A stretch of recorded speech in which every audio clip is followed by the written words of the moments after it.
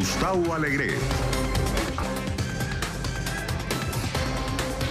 Una mesa de trabajo en la que vamos a conversar estas cuestiones de la actualidad y otras en la medida en que nuestros analistas nos den el tiempo y también las explicaciones que les pedimos hoy al profesor Eric Langer, profesor de la Universidad de Georgetown. Profesor Langer, ¿cómo está? Muy bien, Día de los Enamorados, así que muy feliz. ¿Ya ha empezado la celebración? Todavía no. ¿Y qué tiene preparado? Cuéntenos, ¿qué tiene preparado? Bueno, es en público, ¿eh? No. Es que mi esposa siempre le doy lo mismo y esta vez, pero es una sorpresa aquí. Esta así vez que no tiene que esforzarse un poquito más, quiere decir, ¿no? Es que voy a hacer algo, sí, un poco más, sí, exactamente. Gracias, profesor Langer. ¿Y con Juan Carlos Hidalgo? Juan Carlos. Buenos días. ¿Vienes de rojo por el Día de los Enamorados? También. ¿Y ya has preparado algo? Ayer salimos a cenar. Bueno. O sea que la noche antes. Sí, mejor, ¿verdad? Sí. El 13. Nosotros nos casamos un 13, entonces mejor celebrar los 13. No somos supersticiosos. Pero el 13 es el día de la mala suerte. Bueno, nosotros tenemos una gata negra incluso. Y hay una escalera en casa para pasar por debajo también. Bueno, y el 14 en realidad es el peor día para salir, porque aquí todos los restaurantes están copados, tienes 40 minutos para estar, después te botan, así que no es nada romántico. Sí. Así lo hiciste muy bien. Todo está fríamente calculado. Sí. Bueno, y luego está el tema del presupuesto. El día 13 seguramente es uno y el día 14 es otro, ¿no?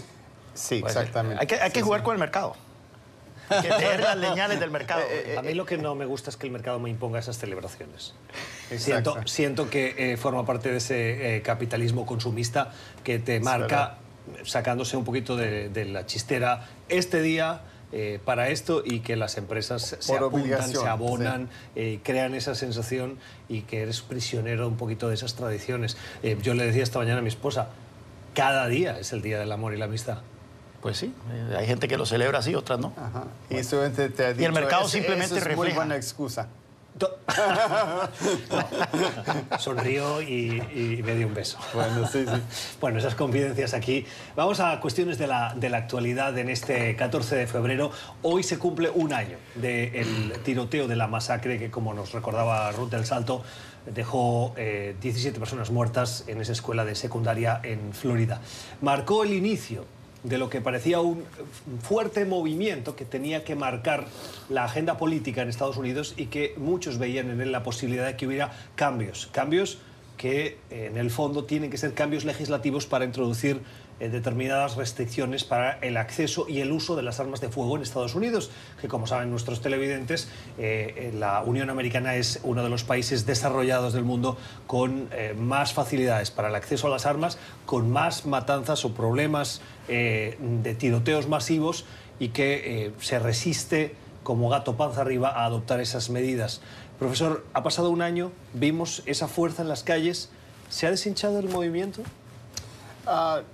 Yo creo que no, porque lo que ha hecho es más bien se ha vuelto permanente, pero también al mismo tiempo siguen los tiroteos, siguen las matanzas. Desde esa matanza ya han muerto más que 400 personas en otros tiroteos masivos, y entonces lo que sí hay es, por ejemplo, yo sigo a David Hogg, que es uno de los líderes estudiantiles, que tiene una cuenta de Twitter que es bastante fuerte, y creo que lo que posiblemente puede ser que haya en el futuro, y así es que los jóvenes con esta masacre se han dado cuenta que también tienen que meterse en la política, tienen que actuar, tienen que votar y todo eso, y justamente esos chicos que fueron afectados han creado ya un movimiento. Ahora, eso es una cosa que no es de un día al otro, sino eso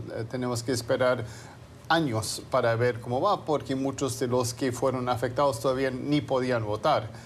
Entonces, ahora vamos a ver si los jóvenes también participan más en la política. Si fuera así, yo creo que sería un avance. El problema es que siguen las matanzas, y el problema no es sistemas de seguridad, nada de eso, es que tenemos que tener menos armas de fuego en Esa es mi posición.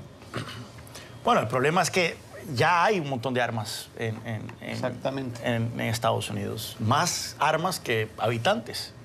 Sí. Y eso es una realidad por la cual cualquier propuesta de política pública tiene que partir. Yo creo que no es realista una propuesta de política pública que parta del supuesto de que de la noche a la mañana van a desaparecer estas armas o de que se puede reducir de una manera sustancial la cantidad de armas. Ahora bien, es interesante porque si bien hay más de 300 millones de armas en Estados Unidos, tengo entendido, y debía haber revisado esta estadística antes, de que la mayoría están concentradas en un grupo pequeño de gente. Exacto. O sea, hay gente que tiene 40 armas. Como yo tengo hartas plumas fuentes. Exacto. Sí, exacto, sí. El problema no son esas personas. Si nosotros tal vez analizamos de dónde provienen estos tiroteos y dónde proviene el crimen, no es de la gente que tiene 40 armas en una casa. Por lo general es gente que es muy responsable sobre el manejo de sus juguetes. Esto tiene que ver más con gente que puede acceder a un arma. Muchas veces no tienen récord de problemas mentales ni nada, pero que de repente cometen estos actos atroces.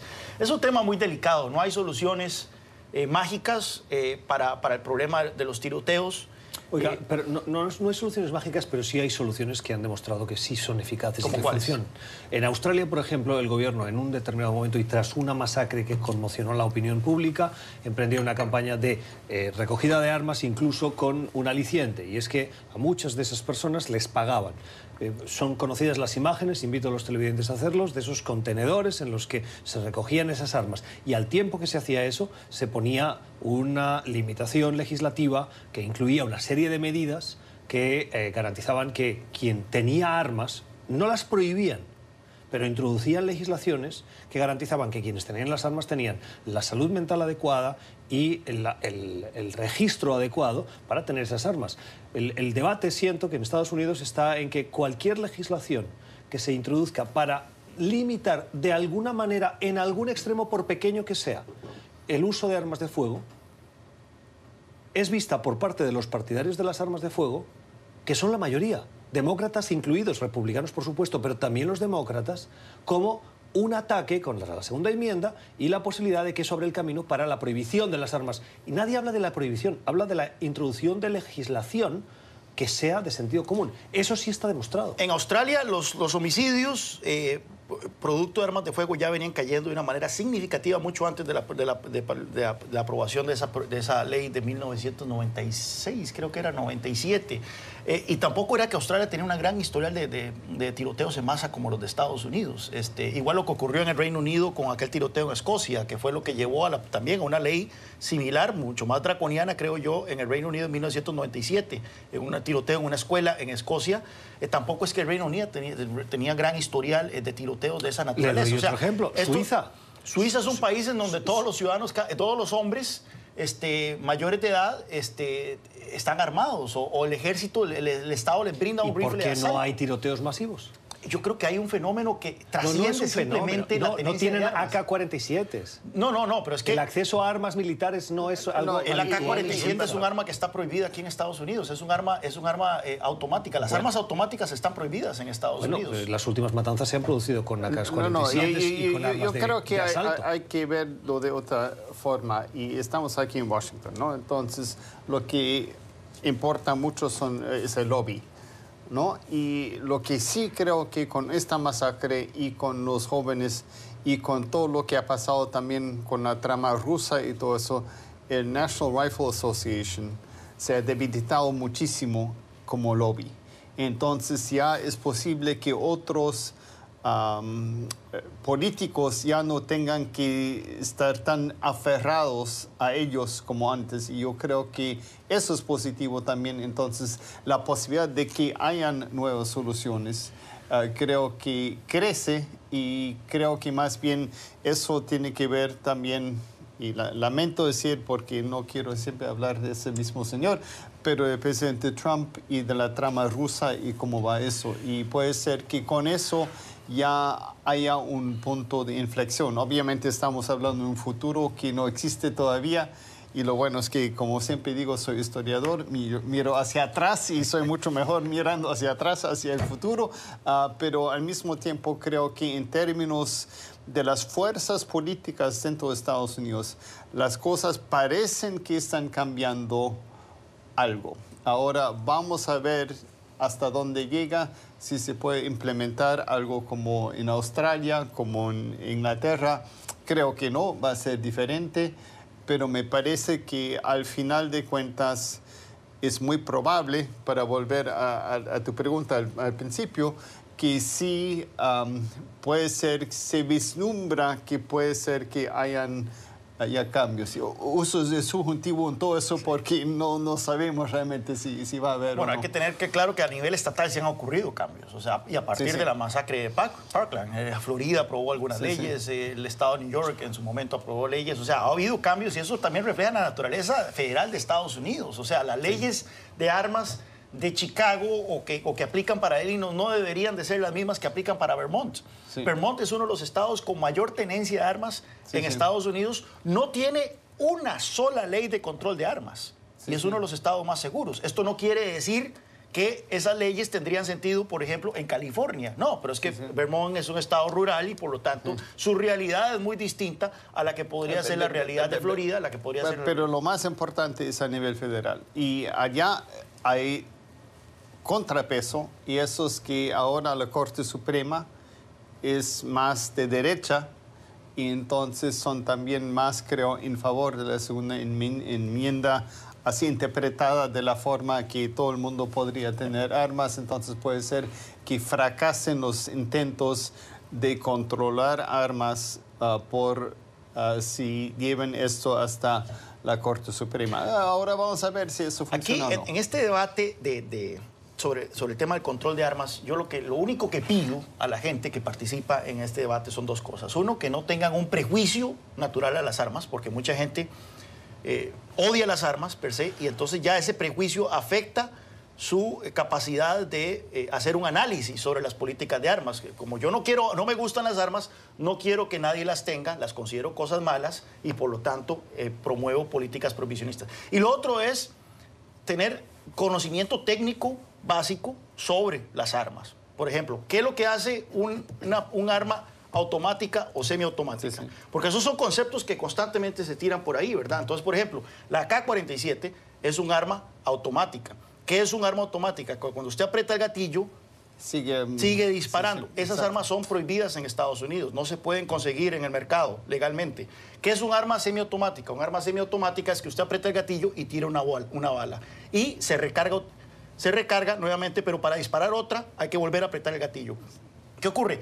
El 90% y resto de las armas son semiautomáticas. Entonces, cuando dicen un rifle de asalto semiautomático, suena como algo tenebroso, pero la realidad, casi que todos los rifles son semiautomáticos. Sí, pero hay una cosita, y eso es armas, son cosas para matar. Lo que hace, ¿y qué es lo que hace un arma, por ejemplo? ¿Qué es lo que hace un arma de asalto?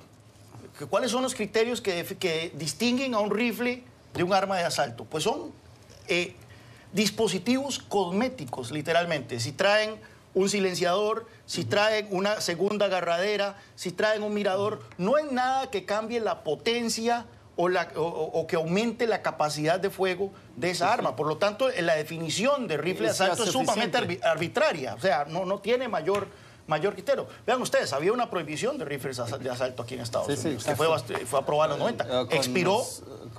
Expiró, ¿ha aumentado la tasa de homicidios en Estados Unidos producto de armas de fuego? No.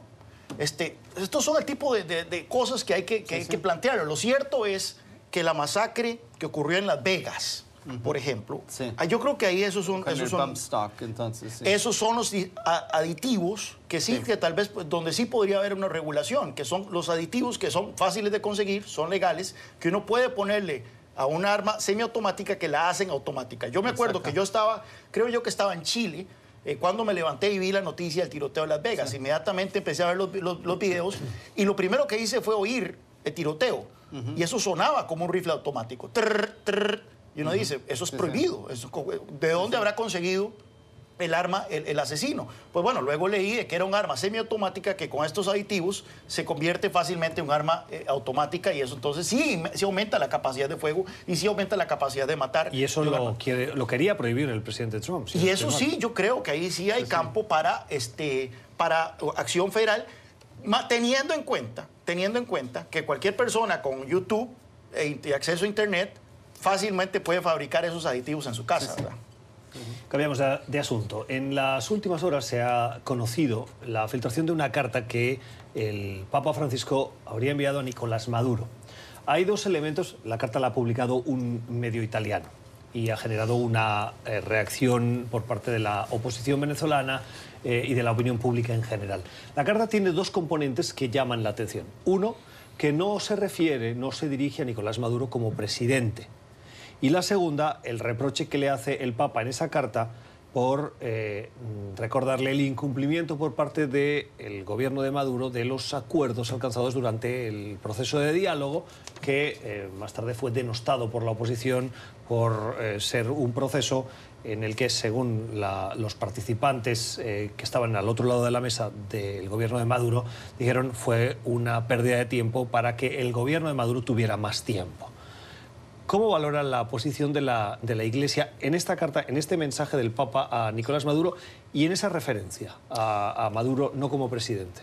Bueno, me parece que eso es gota por gota va cambiando la situación legal del señor Maduro. También no voy a llamar señor, no presidente en este caso, que va perdiendo legitimidad. Porque antes se pensaba que era justamente el Papa que ayudaba con eso, pero se dio cuenta que la conversación, el diálogo no sirve de nada, no, en realidad. Y en realidad eso también desautoriza de alguna forma el proyecto de México, del Uruguay, de tratar de crear otro diálogo que al final, como siempre, Maduro ha utilizado para aguantar hasta que ya la situación se mejore para él. Y creo que justamente estamos en el caso en Venezuela, que lo que necesita más bien Maduro es mantenerse hasta que él pueda girar y vender el petróleo que tienen los tanqueros en el Caribe a los chinos, a los rusos, a quienes sean, a los indios, sí, para entonces otra vez volver a tener suficientes recursos. Porque ahorita el problema es que el tiempo está en contra de él a nivel así en el próximo mes. ¿El tiempo está en contra de él?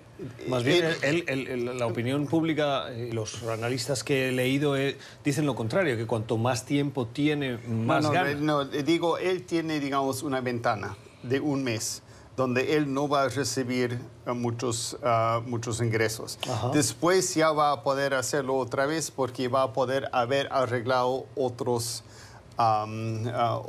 formas de conseguir dinero con el petróleo, porque lo bueno es que el petróleo se puede vender en cualquier parte del mundo, no tiene nombre, nada de eso. Y entonces está jugando con eso.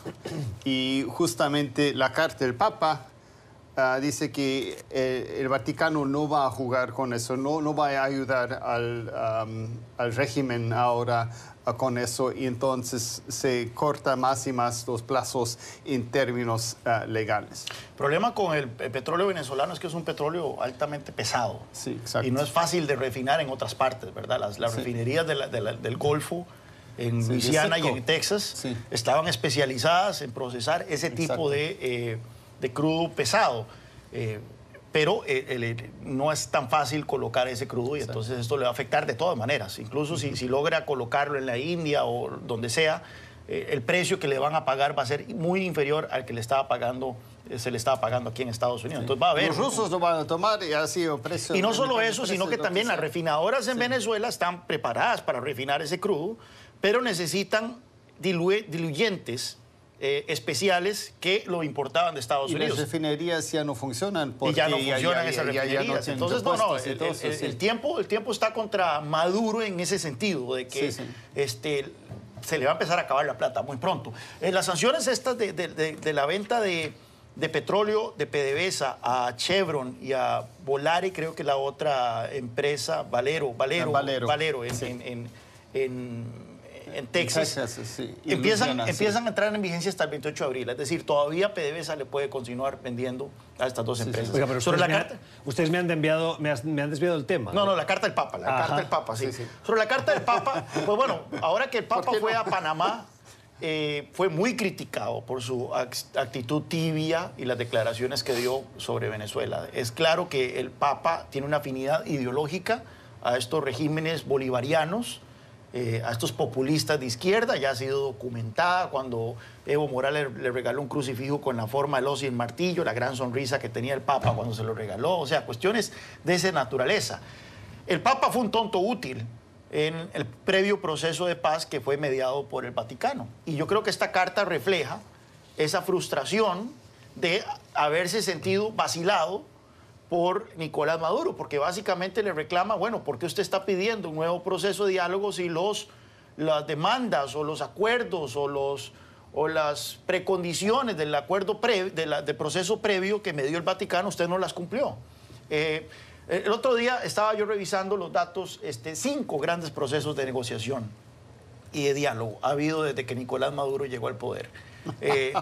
Por eso cuando yo leo un Jeffrey Sachs... Grandes procesos. Grandes procesos. Cuando yo leo a un Jeffrey Sachs en el New York Times donde diciendo, no, lo que se necesita es diálogo. Bueno, pero es que hay gente que no tiene la más mínima de lo que ha estado pasando en Venezuela en los últimos 5 o 6 años. Sí. Y diálogos ha habido por doquier y todos han acabado en lo mismo. En Nicolás Maduro comprando tiempo, dividiendo la oposición y reprimiendo más. Así que yo creo que el Papa se hartó de eso. Hubiera sido mejor si esta carta se hubiera sido hecha pública en su totalidad, no solo extractos, pero parece que va en ese sentido de decirle a Maduro, señor, la verdad es que ya yo hice lo que correspondía en su momento y no voy a caer en su juego otra vez. Y creo que fue una filtración a propósito. Claro. Sí, muy probablemente. Muy probablemente. Sí. Miren, Juan Carlos, a tenor de lo que has explicado ahora, tengo la sensación, y te pido un comentario, de que determinados articulistas, y va en la línea de tu punto, le exigen al Papa Francisco un posicionamiento sobre la situación en Venezuela cuando la crisis venezolana se remonta a antes del 2013, que es cuando el Papa fue electo pontífice. Y a Benedicto XVI no se le exigía ese posicionamiento tan claro, ni se le daba tan duro, ni se le decía que era de izquierdas. ¿Por qué ahora se exige al Papa actual ese posicionamiento y cuando no se escucha ese posicionamiento en la tradicional finezza vaticana, que es mantenerse fuera de los conflictos, buscar un punto de equilibrio, tener siempre la puerta abierta para salir por un lado o por otro, la acusación es que es un papa comunista? Yo creo que Francisco se puso en esa situación, porque es un papa que opina de todo. Opina desde el cambio climático hasta ha dicho que el capitalismo, que el dinero es destiércol. El Papa Juan Pablo II ha hablado también durísimo sobre el capitalismo. O sea, él mismo se puso en una situación que Benedicto no lo hacía. Entonces, un papa tan locuaz, un papa tan firme en sus opiniones, lo mínimo que se le podría, y siendo de América Latina, lo mínimo que se le podría pedir es que tenga una posición sobre la mayor crisis humanitaria jamás habida en su hemisferio. Y por algún motivo, ese papa que pela los dientes en Estados Unidos para criticar el capitalismo, se convierte en un cachorrito cuando se trata de... Pero eso no hace al papa comunista. Quiero decir, la crítica te la acepto en el punto de que si habla de todo, ¿por qué no habla de esto también? Pero el hecho de que cuando habla de eso no hable como algunos quieren que hable, eso no lo convierte en comunista. No puedo decir que sea comunista. Habrá que ver qué hizo con el crucifijo de la hoz y el martillo que le regaló Evo, si lo tiene guindando ahí a la par de la cama. Ahí sí me convencería. No lo hemos visto. No lo hemos visto.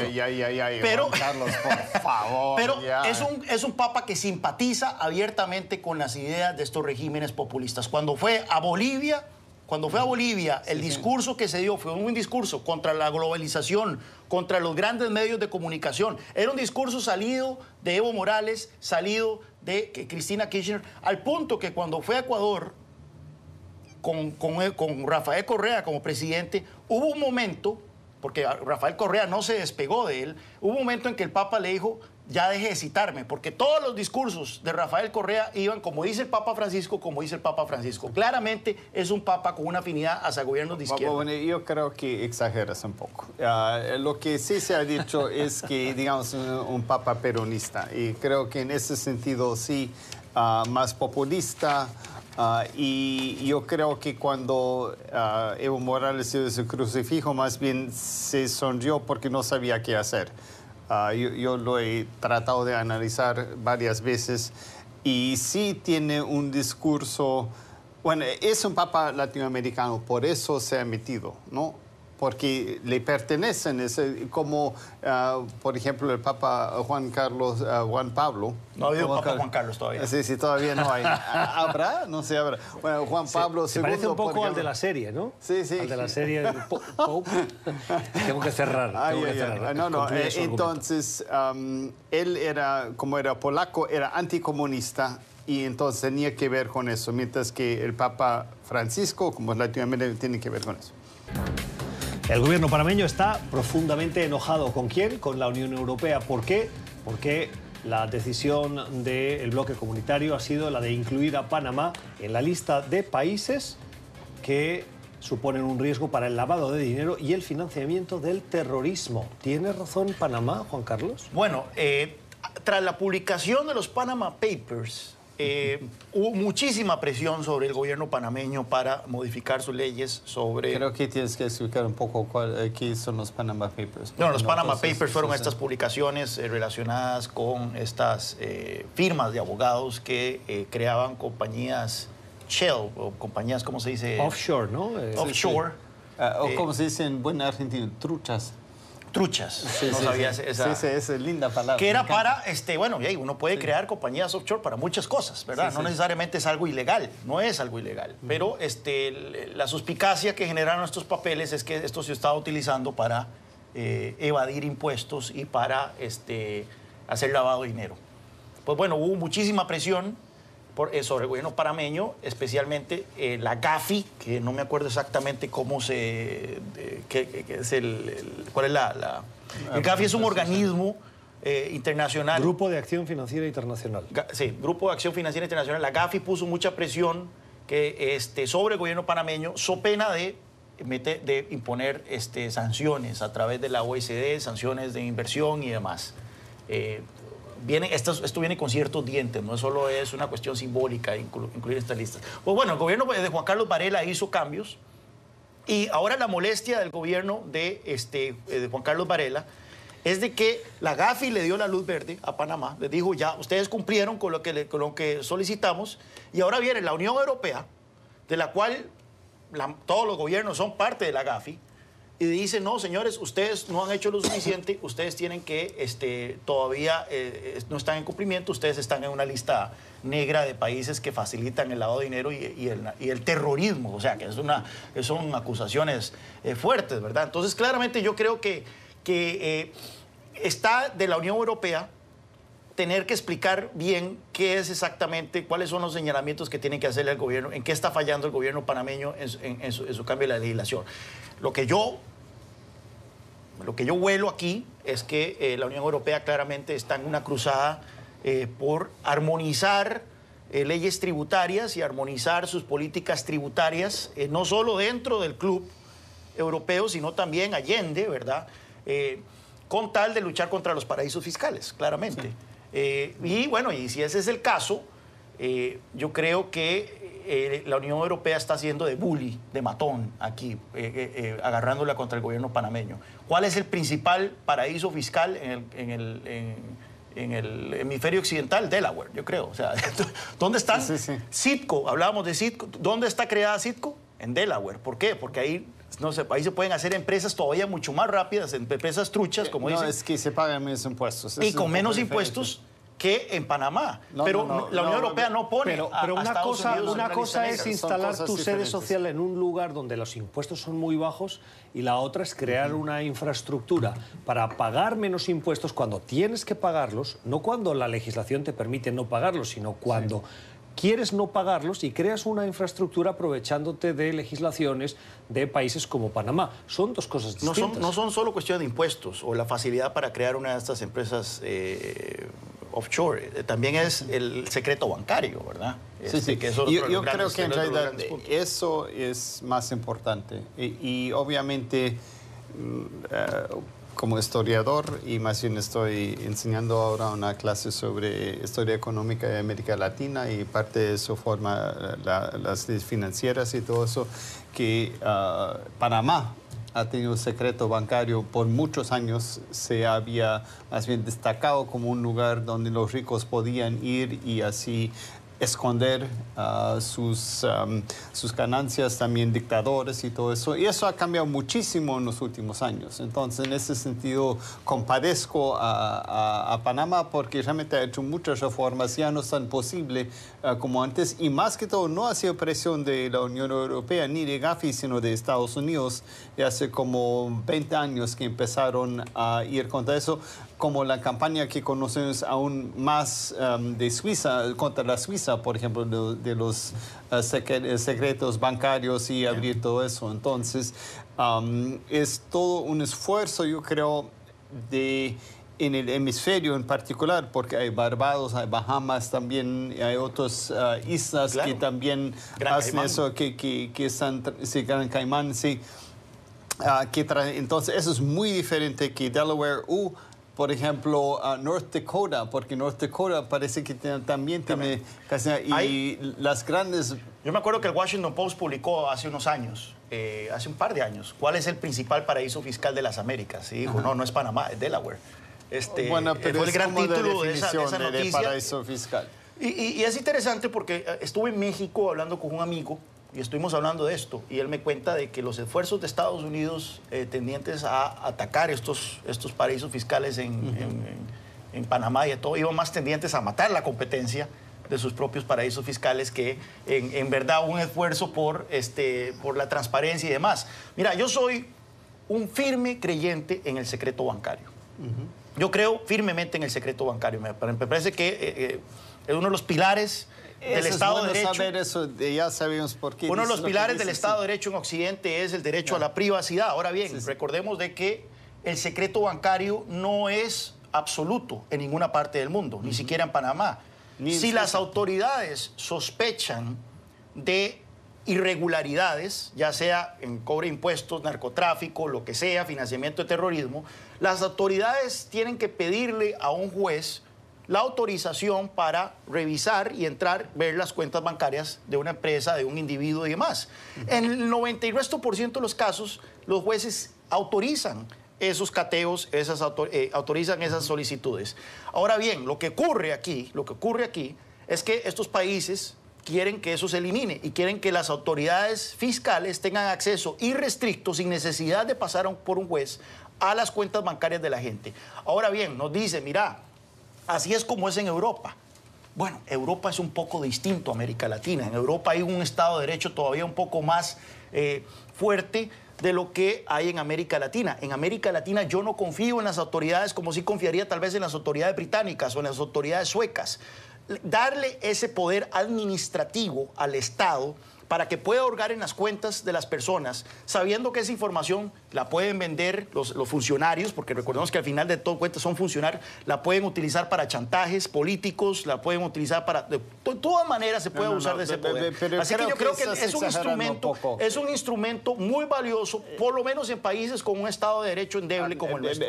Pero el asunto es que el Estado de Derecho en Panamá en particular es bastante fuerte, en particular con las leyes financieras, porque es un país que se destaca más bien como quiere ser el centro financiero del hemisferio. Entonces, por eso trata de tener un Estado de Derecho especialmente fuerte en el área financiero. Entonces, creo que hablando de Panamá, porque estamos hablando de Panamá acá, que en realidad han tratado de hacer todo lo correcto y igual la Unión Europea está en contra de ellos, lo que puede ser que tengan que fortalecer algunas cosas, pero yo creo que no sería tan difícil hacerlo. Panamá ha firmado acuerdos, a partir de la publicación de los Panama Papers, han firmado acuerdos de intercambio de información tributaria, o sea, han hecho bastantes reformas. Que fueron criticadas en su momento dentro de Panamá, diciendo, no tenemos por qué ceder en esto.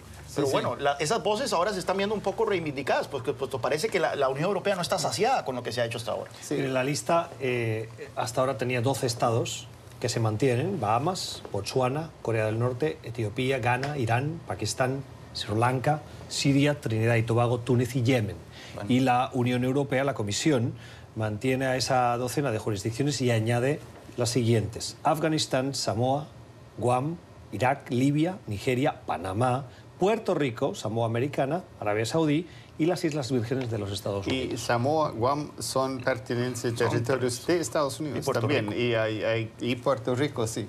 Entonces, hay algo más detrás de eso que desconocemos en este momento, yo creo. Pero Panamá creo que tiene derecho a quejarse. Hay ciertos territorios también europeos que todavía son de la Unión Europea, Jersey, todos estos que son dependencias británicas, que tienen también leyes súper laxas en materia fiscal y que por algún motivo siempre escapan de las listas negras europeas. No, y además tengo la sensación, tengo que ir a un corte y me lo han recordado varias veces, pero tengo la sensación de que hay una profunda hipocresía por parte de los gobiernos. Porque las mismas élites de los gobiernos ofrecen, por ejemplo, en España me parece que les llaman las SICAP, que es que quien tiene grandes fortunas se puede acoger a esas SICAP y paga un 1% de impuestos, por ejemplo. Y el objetivo es que esas fortunas al menos tributen ese 1% y no se vayan. La otra gran hipocresía es que los mismos bancos europeos tienen filiales en estos paraísos fiscales y esos gobiernos donde están radicadas las sedes sociales de esos bancos no le meten mano. ¿Por qué? Porque saben que tú no le puedes poner puertas a tu empresa internacional cuando el país de al lado no lo va a hacer. Y por lo tanto se va a crear una competencia desleal porque tú vas a hacer lo que crees que es correcto, pero el de al lado no, y por lo tanto vas a dejar en inferioridad de condiciones en un mercado de búsqueda de capitales y de grandes fortunas a la empresa propia cuando la de al lado no lo va a hacer. Yo sospecho que lo que está pasando ahora es que los europeos están tratando de hacer lo que hacen los Estados Unidos, porque el euro como moneda internacional, como Estados Unidos, también el dólar ya lo tiene bastante bien controlado, porque si entras a algún país tienes que declarar si tienes más que $10,000 de efectivo o cosas así, que supuestamente es contra el narcotráfico, pero en realidad sirve para muchas otras cosas.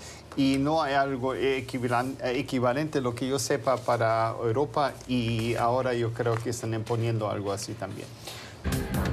España se enfrenta a un nuevo escenario electoral. Muy probablemente mañana Pedro Sánchez anunciará que no le queda otra que convocar elecciones. Lo que ha pasado es que Pedro Sánchez, que presentó una moción de censura en contra de Mariano Rajoy y la ganó, ha asumido la presidencia en los últimos meses. Pero con la llegada del nuevo curso político ha tenido que presentar unos presupuestos que estaban negociándolos. ¿Con quién se apoya Pedro Sánchez? Con el partido Podemos y con los partidos nacionalistas de España, los vascos, los canarios y los catalanes. Lo que ha pasado es que su negociación con todos estos partidos supone, especialmente en la negociación con los catalanes, un exabrupto para los partidos de derechas, que hoy son tres, que tienen un cierto protagonismo. El tradicional Partido Popular, del cual Mariano Rajoy era presidente de España con esas siglas, Ciudadanos y la aparición de Vox, que si bien no está representado en el Congreso español, sí parece que, y lo dicen las encuestas, tiene una cierta aceptación entre la población española, como se vio en las elecciones regionales de Andalucía recientes. Pedro Sánchez ha perdido el apoyo de quienes le daban sustento y votos en el Parlamento, no ha aprobado las cuentas y parece que mañana no le va a quedar otra que convocar elecciones. ¿España se va a escorar a la derecha con estas elecciones, profesor? Creo que sí, hasta cierto punto, porque justamente si la derecha está dividida, entonces puede ser que más bien se dividan aún más y no tengan tanta fuerza. Lo que sí creo que es preocupante en todo eso es que Vox en particular tiene mucho que ganar, porque si hay otras elecciones, entonces también puede ganar aún más y así resta del Partido Popular y eso se va debilitando. Entonces, eso es, creo, una forma de analizarlo. Lo que también me llama la atención es como el pedido de Cataluña, o por lo menos de independizarse, sigue siendo el gran tema. Lo que también en el marco europeo es bien interesante, ¿no? Porque no es un Brexit, pero sí es, digamos, un pequeño Brexit dentro de España, y no se ha logrado, pero igual es algo que afecta profundamente a la política española, y España, que en realidad en comparación a muchos otros países, entre los grandes países, porque España ya está, digamos, en cuarto lugar, digamos, dentro de las economías, o quinto lugar, y ya tiene una inestabilidad también que ya tiene Gran Bretaña con Brexit terriblemente, Francia con los gilets jaunes, ¿cómo se dice en castellano? Los chalecos amarillos. Chalecos amarillos. Alemania con también el surgimiento de la derecha allá. Italia con los populistas allá. Entonces, parece que España se suma aún más en este campo también de la inestabilidad, lo que quiere decir que la Comunidad Europea en sí, que ha sido un bloque tan fuerte, tan importante en los últimos 20, 30 años, se va debilitando justamente cuando Estados Unidos también se está debilitando con Trump, y va surgiendo China en particular. Entonces, es una cosa que, aunque estemos hablando solamente de España, en realidad tiene, creo, una dimensión implicaciones y mundiales en realidad, y eso creo que es muy importante destacar. Aquí la pregunta es la capacidad o la intencionalidad de la derecha española de gobernar junta, ¿verdad? Si lograron volcar Andalucía, que Andalucía tenía 40 años de gobierno socialista, si lograron volcar Andalucía, parece que tienen mucho más probabilidades entonces de volcar a España entera. O sea, la voluntad que tenga PP, Ciudadanos y Vox de unir fuerzas. Confirmame, Gustavo, en Andalucía lo que acordaron fue un gobierno de los tres partidos. Sí, bueno, gobierna el Partido Popular, pero tiene el apoyo de Ciudadanos y de ¿No, y ¿Están de compartiendo ministerios o carteras? Están compartiendo con Ciudadanos, creo que. Con Ciudadanos, porque eso es inédito. Y también ha habido un pacto para la distribución de la mesa del Parlamento regional. A nivel nacional es inédito en España, ¿verdad? Que un partido entre en una coalición. Y más a una derecha siempre ha contado con el apoyo de otros partidos para gobernar, pero siempre ha sido gabinetes enteramente conformados por el partido gobernante, ¿no? Sí, pero disculpen, eso tiene una explicación, y es que desde la transición el sistema de distribución de votos o de escaños favorecía, y así lo pensaron quienes diseñaron ese modelo, la gobernabilidad creando dos grandes partidos, que ahora se está roto. Exacto, y eso se ha roto. Cuando subía el Partido Socialista, bajaba el Partido Popular, y cuando subía el Partido Popular, bajaba el Partido Socialista, y luego estaban las representaciones de partidos minoritarios que marginalmente. Exacto, que era Izquierda Unida, histórica, y los regionales de los vascos y los catalanes, y en algún caso los gallegos, y luego estaba el grupo mixto, donde estaban las pequeñas representaciones. Por eso la pregunta, entonces, y ahora yo soy el que pregunto, ¿existe la posibilidad, o sea, de que en una elección española en donde la derecha, unidos los tres partidos de derecha, salgan con una mayoría, existe la posibilidad de que Ciudadanos y Vox demanden puestos en el gobierno a cambio de apoyar al PP, y que tengamos entonces por primera vez un partido... Todas las opciones están sobre la mesa. Lo que creo que no va a querer hacer ninguno de los dos partidos, o de los partidos, es entrar en gobiernos de coalición. Ya. Van a firmar apoyos de legislatura, pero lo cual les permite... Porque a largo plazo lo que buscan los partidos es tener la posición prominente de la alternativa de gobierno. Es decir, buscar esa situación en la que el Parlamento tenía dos grandes formaciones y luego estaban los pequeños. ¿Qué están haciendo los tres partidos de derecha hoy en España? Competir para ganar ese espacio. Quien queda primero es quien tiene la presidencia del gobierno. Claro. Y a partir de ahí negocias con los otros y les das hasta donde quieres. Sí, porque esa es la dinámica que teníamos en España hasta hace poco, ¿verdad? Tanto Podemos... la misión número uno de Podemos era superar a los socialistas como la opción de izquierda, y el objetivo de Ciudadanos, y lo logró en ciertos momentos en las encuestas, era ser la alternativa derecha por encima del PP, ¿verdad? Pero Ciudadanos creo que ha perdido fuelle. Ahora el PP se ha revitalizado con Pablo Casado a pesar de los escándalos que ha sufrido. sigue siendo la opción número uno de la derecha, por lo menos, y sigue siendo en este momento, si las elecciones fueran, yo creo que el favorito para ser el próximo presidente del gobierno español. Y en realidad quisiera agregar otra vez de más, porque ustedes están hablando de, como se dice, inside baseball, ¿no? Entonces están hablando de cosas bien pequeñas, pero creo que la crisis de migración desató todo eso. En realidad, entonces, eso ha golpeado muchísimo el centro y la izquierda en Europa, y estamos viendo todavía los efectos aquí, que entonces, porque Vox creció con la crisis de migración en Andalucía, ¿no? Y entonces, en ese sentido, es lo mismo en Alemania, en Italia, etcétera, etcétera. Lo prometíamos esta semana, por falta de tiempo no pudimos abordarlo, y lo prometido es deuda. Hay un incremento en el uso de lo que se conocen como cigarrillos electrónicos entre los jóvenes, los adolescentes. Un estudio alerta de las perniciosas consecuencias que tiene el consumo de este tipo de aparatos, que al principio fueron vendidos como un sucedáneo más saludable frente al tabaco tradicional. Las empresas tabacaleras se apuntaron al negocio, pero ahora las voces médicas alertan de que es tan o más perjudicial este tipo de cigarrillos electrónicos. Juan Carlos Hidalgo se preparó bien la lección y creo que te trajiste una chuletica, ¿cómo le llaman ustedes? Sí. Unos papelitos, y no te dejé leerlos. Tiempo para la explicación. No, es interesante porque un comité parlamentario en el Parlamento británico hizo un estudio bastante profundo sobre el tema de los cigarrillos electrónicos y llegó a la conclusión de que los cigarrillos electrónicos, que la evidencia apunta que los cigarrillos electrónicos son 95% menos dañinos que los cigarrillos convencionales. Y que por lo tanto la regulación no debería ser tan estridente o tan fuerte como la que regula a los cigarrillos tradicionales. Por supuesto que hacen bastantes salvedades a estos findings, a estos descubrimientos, puesto que claramente el fenómeno de los cigarrillos electrónicos es muy reciente como para establecer tendencias de largo plazo.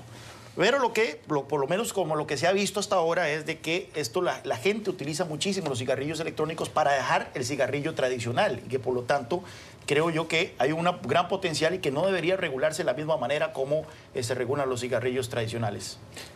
Profesor, tengo 10 segundos para usted. Creo que sí se debería regular, porque no es bueno para los jóvenes ingerir nicotina. ¿Y esos cigarrillos? Eso fue en 10 segundos, ¿no? Fue menos, pero sí. Le pregunto, ¿y eso lleva nicotina? Sí. Sí, siempre es mejor no fumar y respirar aire. Exacto. Yo odio el fumado. Sí, sí. En Estados Unidos, en Europa aún hay sociedades, y en Asia especialmente, donde claro, el consumo de tabaco es algo alarmante. Lo tenemos que dejar aquí. Gracias por habernos escogido, por las opiniones de nuestros analistas. Volvemos mañana. Que tengan una feliz jornada, y disculpen si no podemos alargar más los temas, pero no tenemos más tiempo. Gracias por la confianza que nos expresan escogiéndonos para acompañarnos en esta hora de la mañana. ¡Feliz día!